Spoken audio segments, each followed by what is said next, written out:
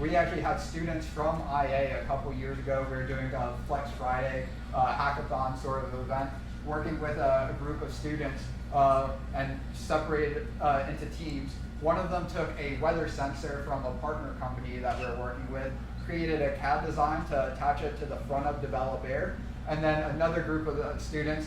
took a Raspberry Pi, attached it to the bottom of Develop Air, and then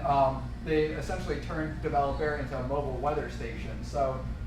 maybe not for tsunamis, right, because we don't have those around here, but you can get much more localized, up-to-date weather data,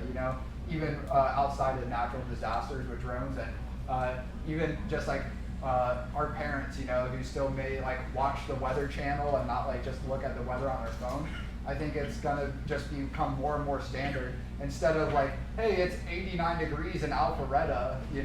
it's like maybe it's 87 degrees like where you live in Alpharetta, but 85 where I live, and that couple of degrees may not make a big difference, but it does when it's like, hey, is it raining in my part of Alpharetta or not? And we just don't have the way to collect that sort of data at any sort of scale, but drones, as they become more prevalent, will become that platform.